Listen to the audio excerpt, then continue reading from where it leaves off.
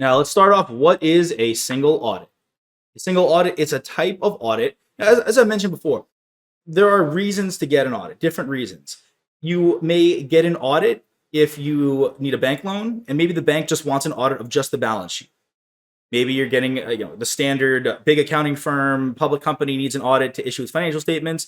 There's different reasons to get an audit. Maybe you want a review because your investors just have asked you to do it. You're a smaller company. There are different reasons to get an audit, and there are sometimes regulatory requirements. So here, if you are a non-federal government entity which expends more than $750,000 or more of federal funds in 1 year, you are going to need this single audit. Now, what's the reason here? Why do we need this? Well, these audits exist to ensure that federal funds are being used properly and organizations using them are not misstating their financial statements.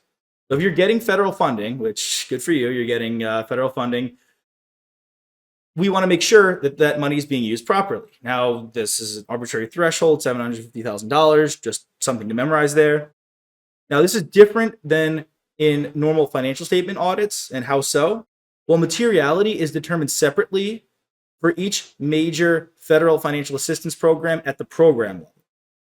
What does that mean? You could be a non-for-profit organization and you could be receiving some funds, and you've got different branches of your organization, and those would be different programs. So you're a big non-for-profit, you've got a health sector, you've got a child support sector. Those are all different programs, and you're essentially going to treat them as different segments, like different branches if it was a company or corporation.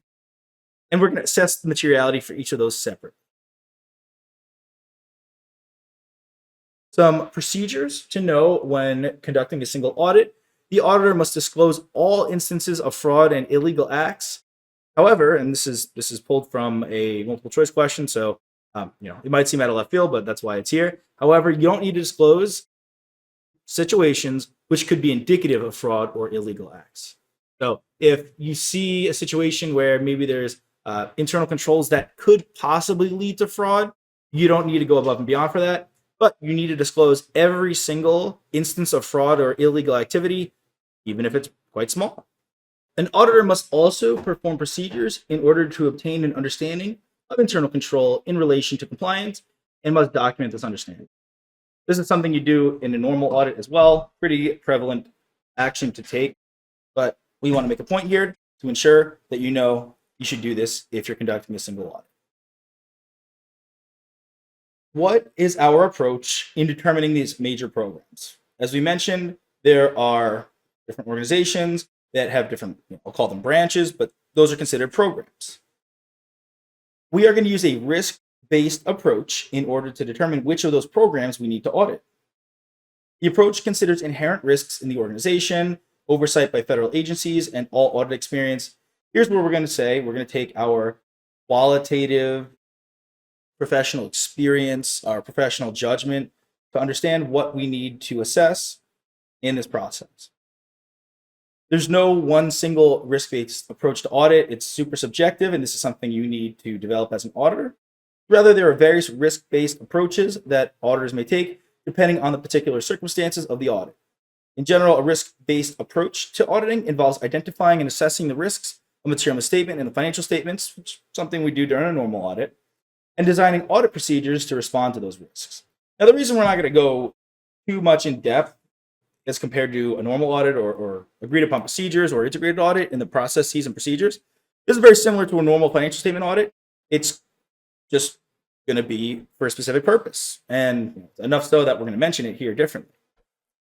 The goal here is to provide reasonable assurance that the financial statements are free from material misstatement. Gosh, that sounds quite familiar. Exactly what we're doing for a normal audit.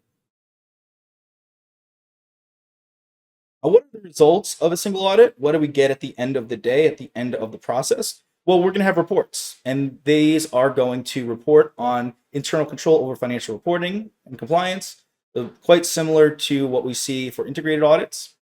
We're going to report on any internal control weaknesses identified in the final report. Just as we mentioned, we got to disclose any of those. If any weaknesses are found, management must provide a corrective action plan on how these findings will be corrected for the future.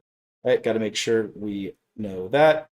We want an opinion from the auditor on whether or not the entity has complied with requirements applicable to its significant federal assistance programs. We want to provide reasonable assurance. We do in all audits. And if fraud in spending a grant is detected by the auditor, the first to be informed is the agency that provided that grant. So if we've got a state-run program that helps the poor, and the federal government is giving that state-run program some funds, if those funds are being embezzled or there's any fraudulent activity, we are going to tell the federal government, the entity who gave them those funds. No fraud, right? Fraud's not good. Let's not commit fraud. If you're listening to this, don't commit fraud. Hey there. Are you ready to not only pass your CPA exams, but truly understand and enjoy the material while studying?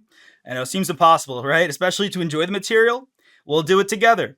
Tap into the power of CPA.examprep.ai, where we've got personalized quizzes, multiple choice questions, memorization guides, flashcards, simulations, all tailored to your learning. Our adaptive study planning puts you on the fastest path to success and lifts you back up if you fall behind. Avoid wasting your precious time and money attempting an exam with a low chance of passing, because who wants that? We want to get you through this process as quick as possible. Our exam readiness prediction lets you walk in with confidence, knowing that you're prepared for success on exam day. Thankfully, there's no payment method needed to get started, so why don't you come join us? Visit cpa.examprep.ai and let's achieve your exam success together.